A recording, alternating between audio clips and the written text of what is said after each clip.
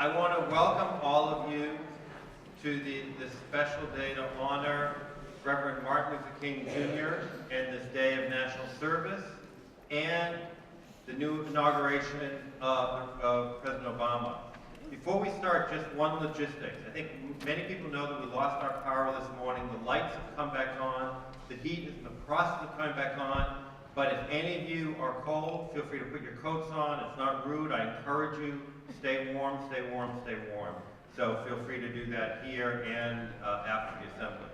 So we have a lot of special activities both during this program and then afterwards we'll make an announcement about the inauguration that's going to go on. But to start, when we think about Reverend King, there's probably no one better than to actually listen to his words.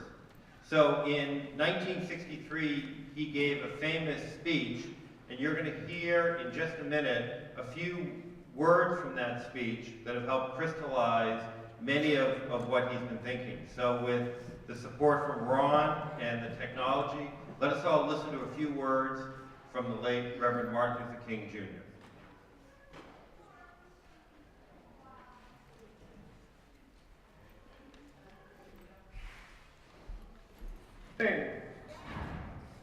This nation will rise up and live out the true meaning of its creed. We hold these truths to be self-evident that all men are created equal.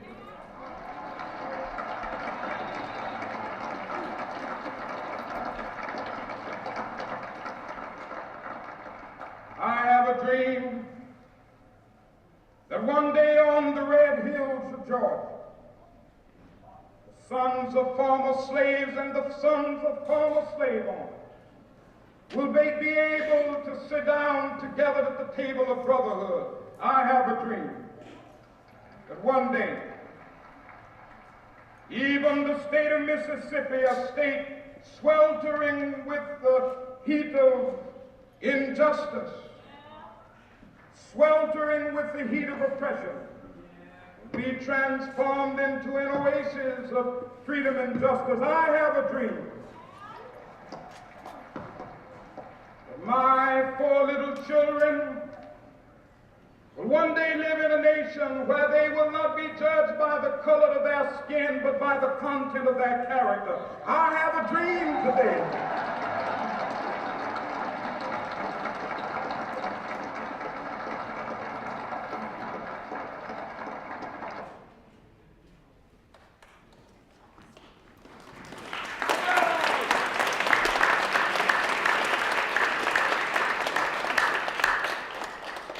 So that is a short selection of his famous I Have a Dream speech from 1963. It is available on the internet, YouTube. You can watch it, listen to it, text. So I encourage all of you, if you haven't had a chance, to listen to it or read the words at some point and reflect upon his words from there and many of his other speeches as we mark this day to honor both him and how far our country's come, and the reality is how much more we still have to go. So to continue with that, I'm going to ask our chorus now to help us under Vera and Arnie and sing Every Time I Hear the Spirit. Arnie Harris and Vera, thank you.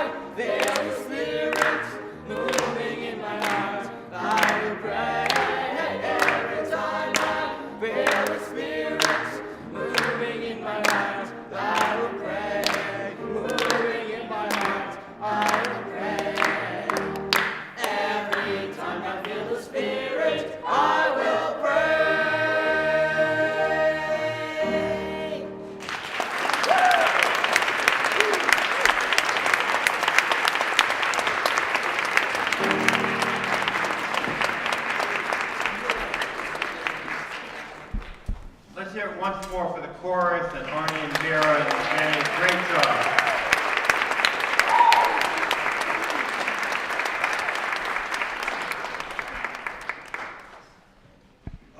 Coretta Scott King, in thinking about this holiday, said many years ago that she wanted it to be a day of service in addition to a day of remembrance. More recently, President and Mrs. Obama have also taken up that call. So on Saturday, throughout the country, there were many thousands of events aimed at public service and giving back to the community. When we think about Martin Luther King Day, we also want to include service as part of that. And through discussions a few months ago with our Diversity Council, we were saying, how could we do something for service that would make it appropriate and context for our community? Perkins works with many partners around the country, but there's one that really stands out, the Helen Keller National Center in New York, and they do amazing work focused on adults, and we partner with them on a variety of initiatives. They were affected in a very profound way from Storm Sandy. So we're really fortunate that their executive director, Joe Mcnulty, is here, and he's going to talk a little about the impact. And then we're going to put out, in the next several days, buckets or other things for possible donations. That Perkins School will match up to $1,000 in donations. So I hope that each of you will think about, when you hear from Joe Mcnulty, about what's happened with Helen Keller and some of the clients that they serve, and if you're able to help support them, whatever way you feel is appropriate doing that, and knowing again it will be matched by Perkins as part of this day of service. So without further ado, join me to welcome Joe Mcnulty. Yeah.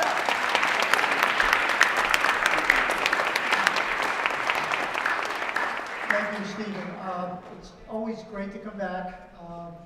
There's so many good personal and professional friends here. Stephen had mentioned the Helen Keller National Center in New York.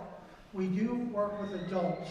During the summer, we have some summer programs for high school students, but primarily we work with individuals who have finished their educational programming, are 22 years of age and older, and come to the center for some training on an opportunity to learn to live and work in their home community. The connection between the center and Perkins goes back beyond the name of Helen Keller. She's probably your most famous graduate, but there are two individuals who had a dramatic impact on adult services in this country. One is Dr. Peter Salmon, who was actually a classmate of Helen's, and he was the executive director of the Industrial Home for the Blind that set up a program for deafblind men back in the 1940s that led to the creation of the center. The other gentleman is Dr. Robert Smithis, who became the associate director of the center. He graduated from Perkins back in the 1940s, and he went on to become the second deafblind person in the world to earn a college degree, and the first to earn a master's at New York University. So we owe a lot of we owe all of our existence to a couple of Perkins graduates, so for that we thank you very, very much. Stephen asked me to talk about Sandy. And in actuality, when I say we, the center did not do all that badly. We're located on the north shore of Long Island, and the storm really hit the south shore. We lost some trees, we lost power for 4 or 5 days, we went on generator. I know you're experiencing a little loss of power this morning, so I appreciate your coming despite the discomfort. But we, outside of power for 4 or 5 days, some trees up, some sidewalks, some damages. We at the center did not do too badly, and deafblind people in the community did not do all that badly, primarily because we were prepared. We had ample warning, and we traced some of our preparedness back to 9/11. After 9/11, there was tremendous disruption in lower Manhattan, as you can imagine. Subway stations were closed. And you say, okay, it comes out in the newspaper or the radio that the following stations are closed for the next 3 months. Please use the Fulton Street station instead of the World Trade Center. Well, that sounds pretty easy unless you're blind and deafblind. And how do I get from the station I knew how to travel in over to this other one 6 blocks away? So a lot of intense work went in for orientation and mobility, and it led to an awareness on our part that we need to help people be prepared. So we prepare these emergency kits that our clients take with them when they go back home or wherever they live around the country. And it includes things like medications, a folding cane, some communication information that might be in braille or large print, and it's laminated, so if it gets wet or it gets bent, it's not going to be destroyed. And you hook it on the back of your door in your apartment or your home, so God forbid there's an emergency, you take that with you, and at least you have some way of communicating with the general public. The reason why this is so important is during Sandy, there were 2 individuals in New Jersey, adults, who ended up in psychiatric facilities simply because they were deaf-blind. They were living by themselves in apartments. The first responders came into the apartment, and if you think about this, you're deaf and you're blind, and now this strange person comes in and begins to pull you. Your first reaction is, am I being robbed? Am I being mugged? So you resist and you push back. The first responders never thought that they would be going into an apartment where the person is both deaf and blind. They just couldn't conceive of it. So they had no way of communicating. The person began to resist, began to get aggressive, and they ended up having to call the police in and have them physically removed. It was only until they ended up in the psychiatric facility that someone realized they were also deaf in addition to their vision loss. They called in an interpreter and everything was fine. In some ways, it ties into MLK Day because it was a form of discrimination. And it was built on ignorance.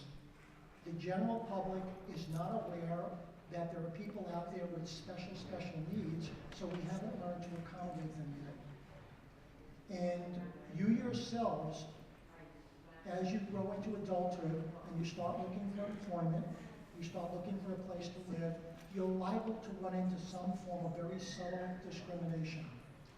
You won't have to sit in the back of the bus. You'll be allowed to drink out of the same water fountains.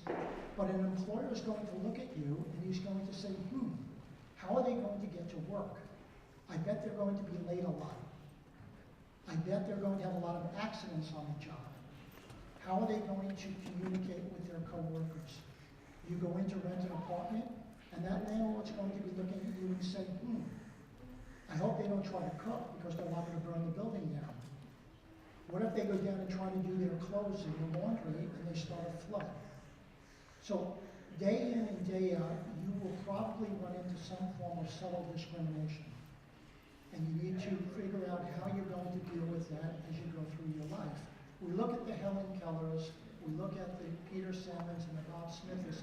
They changed the lives of people who were deaf-blind on a national level. But you, as a graduate of Perkins, as you go into adult services, you can change the lives of people who are blind and deaf-blind on a daily basis.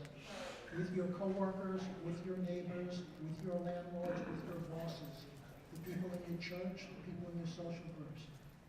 So I ask you, as you get to each January 21st of Martin Luther King Day, each year you say, have the lives of blind and deaf-blind people improved in this country?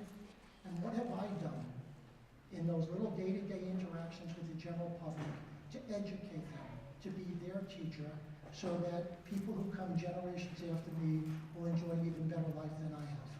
So thank you very much.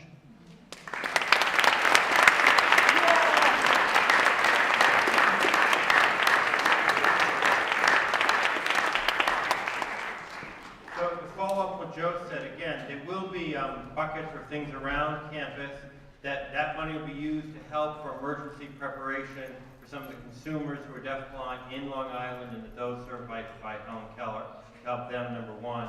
Number two, as you think about the emergency planning we do on campus, as a consumer, if you have ideas of ways we can do a better job to help you be prepared. And number three, as Joe said, as we've talked before at these events, I believe that the disability rights movement is the next chapter of the civil rights movement. And as we think about how to provide more opportunities, what can all of us do? Not just what can Perkins do as an institution, but what can each of us do to create those opportunities? And all of you, when you're out working in the neighborhood, or you're creating awareness and creating opportunities through each of those ways. So I agree with what Joe said and hope that we can all move forward. So one day, just as it's pretty standard when you build a new road to have a curb cut, but it's not standard to provide the accessibility that we need in many other ways. We hope to build that accessibility, whether it be in the emotional preparation, in the technology preparation, or in the physical preparation. So join me to thank Joe again for coming up with a great job.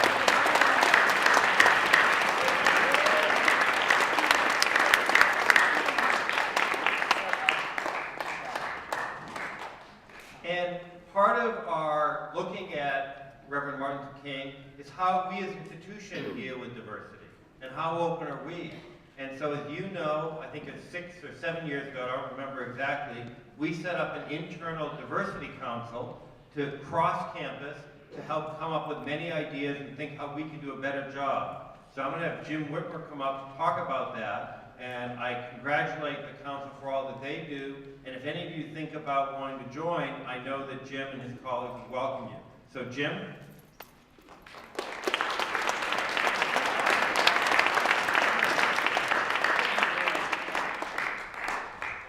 Good morning, everyone. It's my pleasure to be here again on this Martin Luther King Day to talk to you about what the council has been up to. And I'd like to start with, for any of the Diversity Council members who are in the audience, if you would please stand up so people can see who you are, and I will read off the names of the people who are members of the council. Currently, the members are Julie DeLillo from HR, Carlene McComb in the back of the room from secondary, Kevin Hardigan from lower school, Nachiganda Sonko from lower school, Charles Pinlot from HR, Michelet Jean-Charles from lower school, and Bernadette Argenti from the Early Learning Center, and myself as the chair. But as Stephen said, that sounds like a good round group of people, but we are all very busy people, and not everybody can make it to every meeting, and we are always looking for new members, new ideas, etc., new energy. So if anyone is interested in joining our happy little band, we would be very happy to have you.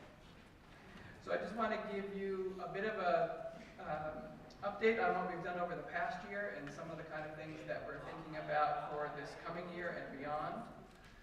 Last spring, we had our first annual, perhaps, Perkins Community Day, and it was an opportunity to sort of learn about who are the people on campus, where we're all from, the kinds of languages that we speak, and the kinds of foods that we want to share with each other. And we had a number of activities associated with that, some salsa dancing classes, a tap dance performance, and international music and a variety of things. And we would like to do another event like that this year in the spring as a chance to make sure that we all on this very sort of dispersed campus know who each other are and all the different types of diversity already represented in our community. And so please keep your eyes and ears out for information about that. And this past October, we had a wonderful Native American heritage celebration right here in this room with some representatives from the Massachusetts Council of Native American Awareness. And they performed some dances, talked about some aspects of their culture, and had a wonderful set of tables up here in the front with all kinds of things from pelts to instruments. That was a great opportunity for students to come up. Many of you, I'm sure, were here, and to feel those things and the costumes that they were wearing, etc. It was a really wonderful morning. In November, we participated in what is actually a national activity called Mix It Up at Lunch Day. It's sponsored by an organization called Teaching Tolerance that's based in the Southern Poverty Law Center. And it's an opportunity for kids in schools throughout the country to very consciously make an effort to get to know someone new, someone from another clique, another club, another ethnic background, etc., but to really take the opportunity to meet someone new. And that's a challenge on this campus where we all eat lunch in so many different places.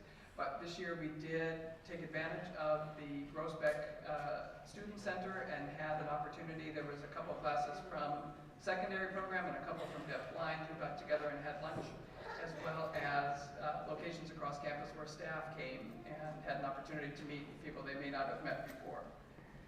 In December, we had a display in conjunction with the luncheon and just before we left for vacation with information and representations of festivals from around the world and looking at the common theme that regardless of the faith background or cultural background of those celebrations, one common theme incorporated throughout is light in this dark, cold time of year. There are many celebrations of light, and so we had a display out in the just beyond this room. As Stephen mentioned, we will be putting out some buckets for collection and coming around to programs and so on to be sure that people have an opportunity if they would like to help support our colleagues at the Helen Keller National Center. We're going to help make that possible for staff. And a few of the things that we're working on for the future, as the whole school is looking at revamping the intranet that we all use to find information about what's happening at school. We're looking at incorporating a multicultural holiday calendar that hopefully will be very accessible and easy to find information as we go throughout the year to know all of the different festivals, celebrations, holidays, whether those are faith-based or from different countries around the world, etc. But to really have a sense of the way that people celebrate throughout the world at different times in the year. And we're also going to be working on a series of community dialogues. There was a question earlier this year about how we recognize and celebrate Columbus Day. And so we want to engage people in a conversation around the things that we value as a community and how those show up in the way that we do our work, in the way that we conduct our calendar, etc. And so there'll be a lot more information coming about that, but we hope that when the opportunity arises, that everyone, whether they may agree with the decision or not, will come and be a part of those so that we really can decide as a group, as a community, what are the things that we value and hold to be important.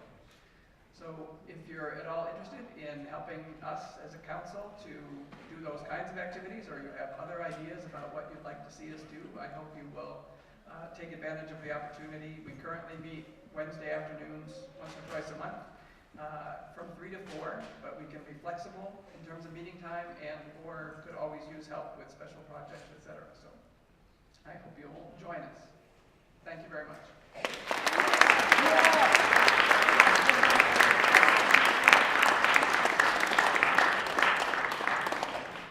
I just want to reemphasize and thank both Jim and the council members for the great work they're doing, and encourage all of you, if you want to be part of it, that's great. But if you also have an idea and you don't want to have, you don't plan to be part of the council, let either Jim, one of the members, know, or let me know.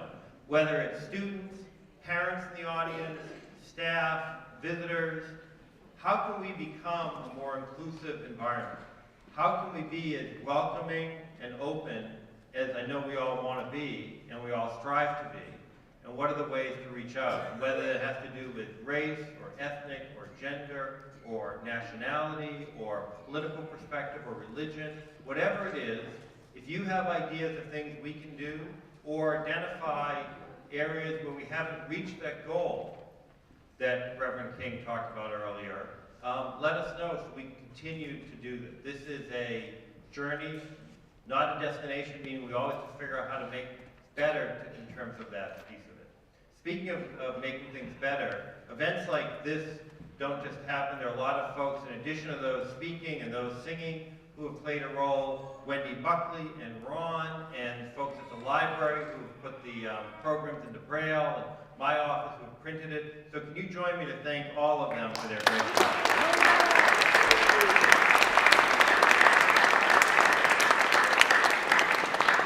In addition, the communications team are videotaping it, so it'll be available later if you weren't able to get here today. So we've had a lot of amazing speakers, including those today, Joe, who've already spoken, and Jim, who've come over the years. We've had a former slave from Haiti. We've had someone who had been a slave in Sudan. We've had authors come and legislators come and community leaders, and they've all provided a very powerful message. But the person who's going to speak next, who's going to talk about a personal look at discrimination, is in many ways is A, the most tolerant. A, she's my wife and she's put up with me for 25 years. And is clearly the most gorgeous speaker who's been here at the event. No offense, Joe and Jim. So if you could join me to welcome my wife, Susan Mays Rothstein, who's a professor at Northeastern School of Law. Susan?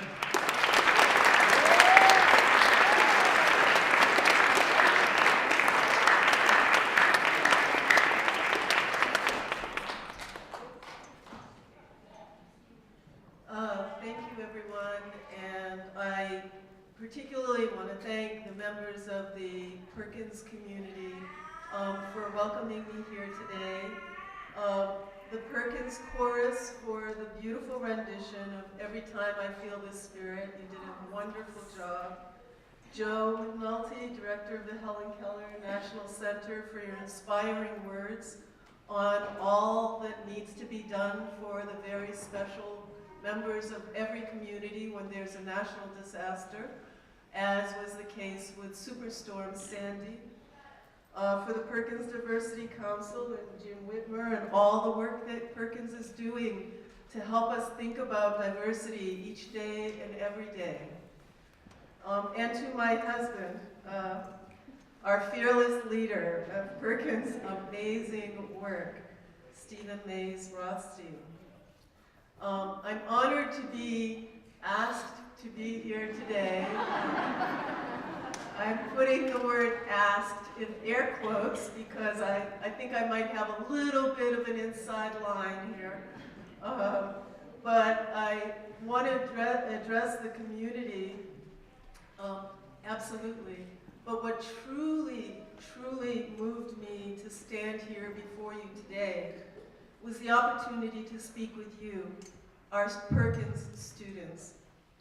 I'm especially happy to be here with you today because I believe we share some things in common. Can we talk? Yeah? Okay, good. We have many holidays named after many important people. But for me, this holiday honoring Dr. Martin Luther King Jr. is special because it's a holiday about how being different can make a difference. It's about how being different, depending on what we do with it, can really, really matter. First, of course, we have to learn that we're different, right? Yes. When we're little, we think everyone is like us and we're like everyone. Sometimes we learn about our difference and it hurts and feels unfair. I learned about my difference playing dollhouse with some dolls in kindergarten. I said to a group of little schoolmates, I want to be the mommy of this doll. One little girl was very quick to speak up. She said, you can't be the mommy of this doll. You're not the right color. I remember looking down at my hands and seeing at that moment, really seeing for the first time, that indeed my hands were brown and the dolly's hands were white. At 5 years old, I was not quite sure why that mattered, but it hurt to know that because I was different, I was not right to play the mommy of this doll. Well, this was the first of a long line of messages from my playmates, and later my teachers. Because I was different, I learned that I was not as good, as smart, as capable as others. I learned I could run, and I ran track, by running away from my playmates, who, wielding their jump ropes, tried to whip me back to Africa. As I ran, I learned that I had a talent for reasoning, because I would yell over my shoulder, I'm part Native American, I got here first. I grew up in Brookline, just one town over from here. I went to the Brookline Public Schools, At that time, Brookline schools were supposed to be among the best in the country. And yet my teachers told my mother I was so smart, but I was an underachiever. What my mother did not think to ask them was, if I was so smart and yet not achieving, how exactly were they teaching me? While they I can tell you, they ignored me. While they poured their attention into my white counterparts, they paid very little attention to me as a learner. Does this feel familiar to any of you? Perhaps not now, not here at Perkins, but before you got here? So here's what I did with this training in my difference and how unfair it felt to me. I pressed on. I went to college inspired by the will to make justice and do fairness that I had longed for throughout my youth, and I went to law school, and I then practiced law and became a judge. And now I teach a social justice course at a law school, Northeastern University School of Law. I also work with the Boston Public Schools, Massachusetts' largest public school system, to make a disciplinary code that is fair and does not deprive children or exclude them from their education and their opportunities to learn unnecessarily. What I've done with my difference is to live every day to make things a little bit more fair for those who society still pushes to the margins. That's what gets me up in the morning. Think about your own wonderful difference and what it teaches you about life and about you and about the you that you want to become. Martin Luther King Jr. said, "I have a dream rooted in the American dream. This day, in a couple of hours, we will welcome our first Black president, Barack Obama, back to his presidential office for an amazing second term despite a down economy. There are only 16 presidents in the history of our country who have been in a second term. So it is quite amazing, not only that he is a Black president, but that he has been invited back by the people of this country to be president for a second term in a down economy. And this same week, we will welcome to Perkins our first Black governor, Deval Patrick, also now in his second term and doing a beautiful job for the Commonwealth. So I can say proudly, we have made strides toward Martin Luther King Jr.'s dream. Yet, I still have a dream, one not yet fully realized, that I hope you will share. I recently saw my dream summed up in the words of Bishop Desmond Tutu, who helped South Africa heal after generations of apartheid and racial hatred that system stood for. He said simply, "A person is a person through other persons." We are different, so we can know our need for one another. And again, in the words of Martin Luther King Jr., referring to the white majority then, their destiny is tied up with our destiny. Their future and freedom is inextricably bound to our freedom. We cannot walk alone. Bishop Tutu and Dr. King were both right. We cannot walk alone. Not one of us, not a single one of us, because we all need each other, and we all need to know that. And with every day and every difference you have, you can help teach that. Please do. Thank you very much.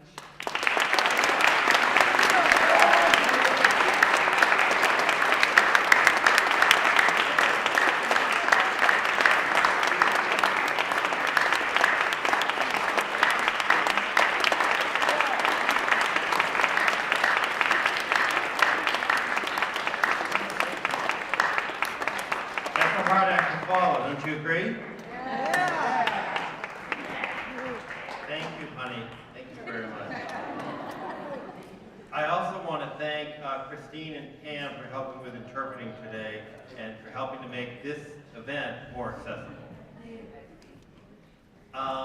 So to say, that's a hard act to follow. That is going to be the kind of the end of this ceremony. What's going to happen now is many of you will head back to class, but as you're aware, as my wife just mentioned, President Obama, the inauguration is starting in a little while. So he was legally sworn in yesterday, but he's going to do it from a ceremonial perspective in a little bit, and then give his speech.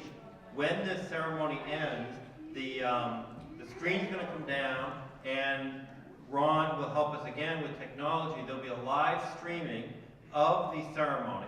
So if anyone wants to, after about 5 minutes after this has ended, up and through 1 o'clock, if you're a student, if your teacher authorizes it, or if you're not in class or during lunch, to come in and watch the president.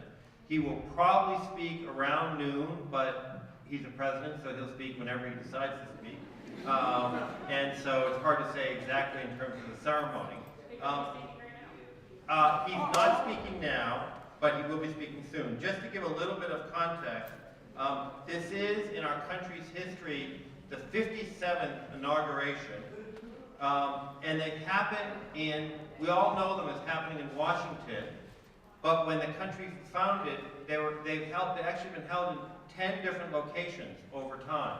The first one, when George Washington was sworn in, was in New York City, in what's now considered Wall Street area, in 1789. 4 years later, it was moving to Washington, but at that point we used Philadelphia as the capital. And so the second one, in 1793, was in Philadelphia. In 1801, by that point, Thomas Jefferson was the new president, and that was the first one that was ever held in Washington, D.C. And they've been always scheduled in Washington, but not always happened there. There have been a few times where the outside ceremony's been canceled, once under Ronald Reagan and once under President-elect Taft, and they had them inside. And then also they've had them in a variety of places because 8 people have become presidents when they were vice presidents and the president passed away, and depending where the vice president was in the time. Most recently, when Lyndon B. Johnson was sworn in Texas, when President Kennedy was killed on an airplane heading back to Washington. So they've all been special ceremonies. There's a lot of history involved with these. I encourage you, again, if you have time, to watch it or listen later as we think about the first person who is president who's re-elected. So it's a very special day as we think about how far we've come and how far we have to go, whether it be for difference based on gender, race, ethnic, diversity, religion, or disability. Someday, just as Reverend King talked about, that he had a dream, I think we all share a dream, that folks with disabilities have every opportunity that they deserve, that there isn't the disparity in the unemployment rate and some of the educational opportunities. So with that, thank you for participating. Thanks again for the speakers, and I'll see you later on. Have a great day.